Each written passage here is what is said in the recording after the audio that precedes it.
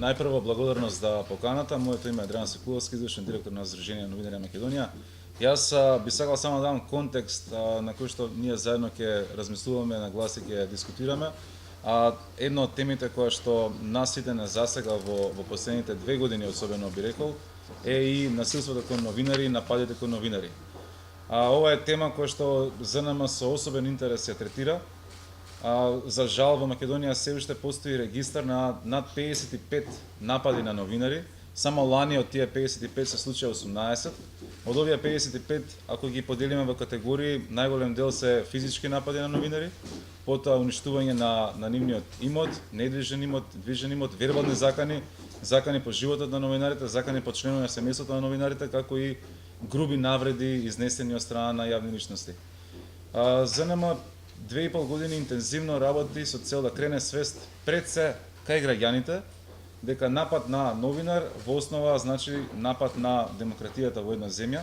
Ако еден новинар биде нападнат, останатите новинари се загрозени, а со тоа се предизвикува и цензура. Кај нас во Македонија, за жал, од тие 55 случаи што ние ги имаме регистрирано, а се однесуваат на последните 4 години, ниту еден се уште нема судска финална разрешница. Дел од тие случаи се во постапка. Имам информација дека тие 55 се пред надлежните судови во Скопје, а 10 се веќе истражени во целост со страна на Министерството за внатрешни работи. Но тоа што загрижува особено е што трендот на случувања или на ситуации кога има напад на новинари, за жал не прекинува и тој трае еве и во 2018 година. Кога зборувам за одговорноста на институциите, Џабер најави дека ова е проект што е поддржан од балканските здруженија, односно од Европската унија која што го имплементираат балканските здруженија. Како еден позитивен пример за оваа година што можам да го истакнам е токму Хрватска. И сакам да спомнам два случаи, чисто за да направиме паралела со македонскиот контекст. Позади мене има едно видео, колегата ќе го пушти, се однесува на една ситуација, пред да го пуштиме само да дам контекст што е ова. Значи, лани на 16 септември 2017 година екипата на проверено од Тева Нова во рамки на своја истражувачка приказна оди во Гарешница, помал град во Хрватска, каде што се обидува да сними прилог и да земе изјава од граѓаните од тој крај. При обидот да го сторат тоа, се случува инцидент кој што ќе го проследите.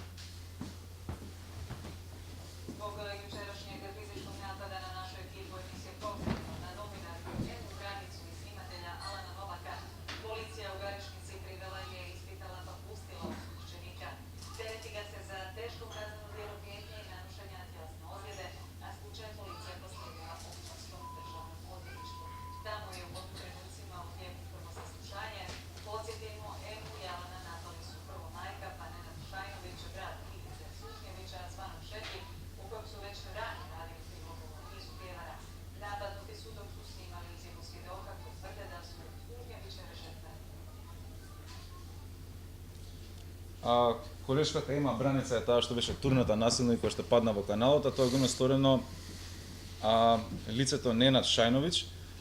Овој месец во судот во Хрватска на 5 март донесе судска пресуда каде што Ненад Шајновиќ поради овој злочин е казнет 7 месеци затвор за закана и дополнителни 9 месеци затвор за загрозување на физичкиот интегритет на новинарката Ема. Трајање 16 месеци. Да, или ефективни 16 месеци затвор. Ова е случај што е прилично ја вознемирува публиката, меѓутоа во Македонија за жал имаме уште поексплицитни случаи кои што дел од нив се и документирани со видео и аудио. Јас би сакал да потсетам на еден од ланската година што го сметаме барем во Сдруженијето новинари како еден од најексплицитните случаи што се случиле во последната година, се однесува на напад на новинари. Тоа се инцидентите од 27 април, каде што во самото собрание, кога имаше инцидент поголем, настрадаа негде околу 22-23 новинари, од кои што 20 од нив со посериозни физички телесни повреди, кои што потоа беа третирани во болница. ЗНМ за сите овие случаи има тековни судски постапки. Малку е и процесот спор, бидејќи се уште е заглавен во делот на истрага. Меѓутоа, тоа нас што не зачудува е како може за овој инцидент веќе да има првостепени пресуди. Знаеме дека една пратеничка поранешна сега министер за одбрана веќе го доби случајот каде што лицето што ја потегна за коса веќе и правосилно осуден на затвор, а во случајот каде што беа претепани двајца млади новинари и на 20 од нив им беа уништени материјалите за работа, камери, диктафони, микрофони и исто кон дел од нив поголем беа упатени сериозни закани по животот и по нивниот физички интегритет. За жал, органите на прогон се уште го истражуваат ова. Ова е еден од оние неколку примери што ги имаме, што на еден начин говори за двојниот аршин. Кога станува збор за некој висок функционер, правдата се задоволува многу често брзо, а кога станува збор за повреда на правата на новинарите, таа правда знаевија спора или пак за жал никогаш да не дојде. Примерот со хрватскиот случај ќе го приложиме кон нашите јавни институции, значи обвинителството, судот кривичен и граѓански, но исто така и кон Министерството за внатрешни работи со цел да ги охрабриме и да му кажеме ако ваков инцидент што не велам дека не е сериозен споредувајќи го со оној 27 април, се случило во септември лани, правдата во Хрватска веќе за 6 месеци е на еден начин задоволена. Друг пример што сакам да го послушам, повторно доаѓа од Хрватска, а може се направи лесно паралела и со еден инцидент што се случи оваа недела во Македонија, се однесува на претседателот на ХНД, тоа е Хрватското здружение на новинари, каде што Саша Лековиќ, тоа е неговото име, може би го знаете, претпоставам дека сте имале прилика да се запознаете, тој е популарен новинар на Балканскиот регион. Саша, оваа недела, односно на 13.3, од судот во Загреб има добиено пресуда каде што кон неговиот заканувач пресудата е 3 години условна казна затвор, односно една ефективна година затвор со преиначување 3 години условно, а лицето кое што е осудено се вика Иван Голубан, а Иван Голубан кон крајот на 2016 година му има упатено на мобилниот телефон на Саша Лековиќ 3 SMS пораки со кои што му се заканува по неговиот живот. Значи оваа недела Хрватскиот суд го има условно казнато 3 години затвор лицето кое што му има упатено закани по животот на новинарот и претседателот на ХНД Саша Лековиќ. Во Македонија оваа недела знаете што се случи. На претседателот на ЗНМ Насер Самани му беше упатена експлицитна закана по неговиот живот и по членовите на неговото семејство, почнувајќи од неговиот починат татко, мајка, деца, жена, дека тие ќе завршат на начин кој што не би требало да завршат. Таа потоа закана ескалираше и во јавноста преку некои медиуми. Заканата не беше само тоа, беше малку поширока. Ние како ЗНМ не сакавме да не е начин ова иде во јавност, ниту пак да имаме осуда. Тоа беше одлука лична на Насер, бидејќи не сакавме да даеме значење на некој што го сметаме како локален насилник. Меѓутоа во моментот кога високиот представник на слободата на изразување од Виена, наследникот на Дуњан Мијатовиќ, Харлем Дезир, имаше твит со кој што го осуди ова, тогаш неминовно медиумите ја пренесува целата приказна и следеа неколку активности. Последната активност што беше јавна, која што на еден начин ја разбранува медиумската средина и беше главна вест во самите медиуми, беше оној протест кај што најголем дел од вас беа таму физички присутни, што се случи пред владата во Скопје пред 2 дена.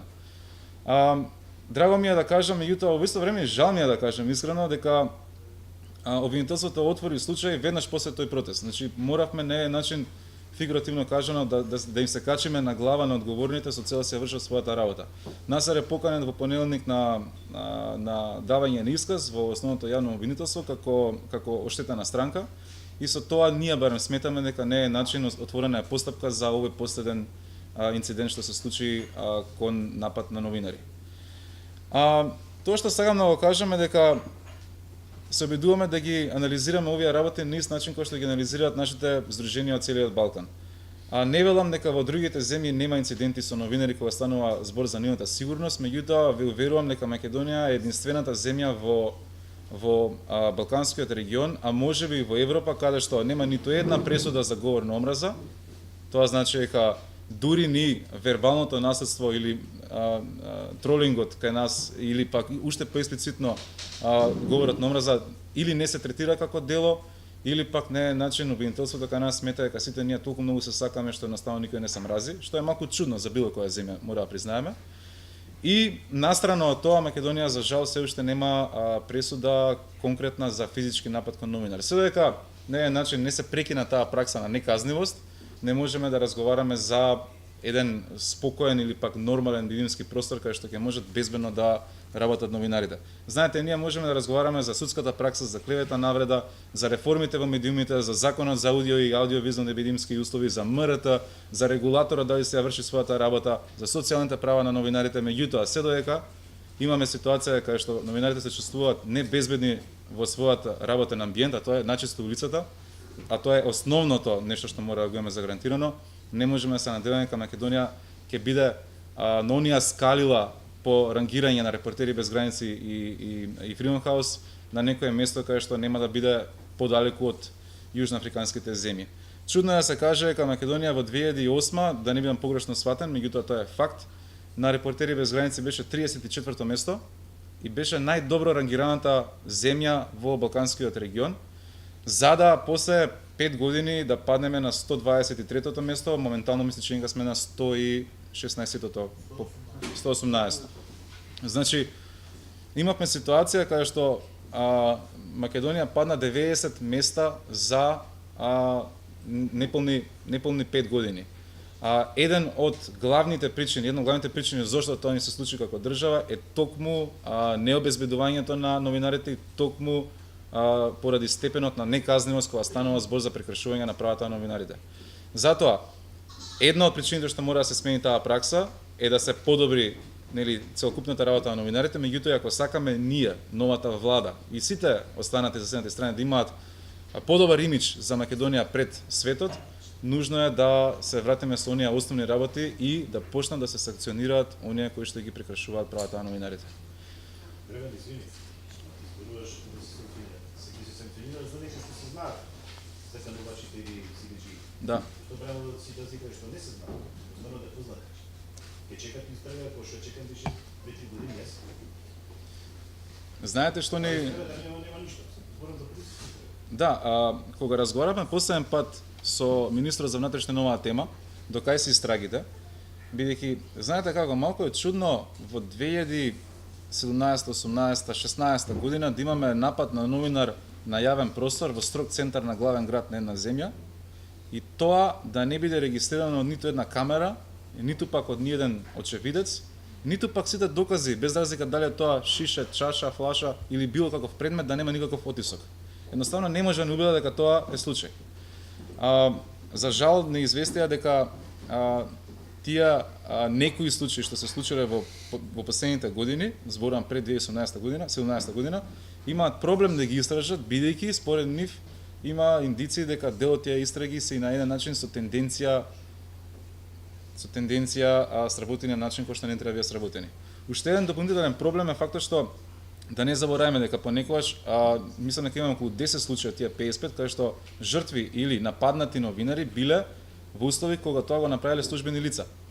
Знаеме дека имавме протести повеќе од година дена, речиси секој ден, и на неколку од тие протести ќе потсетам на палењето на или на демолирањето или уништувањето на дел од канцеларијата на претседателот на државата на Рекорд, неколку новинари, не само на тој инцидент и на други, беа повредени физички од страна на припадници на МВР.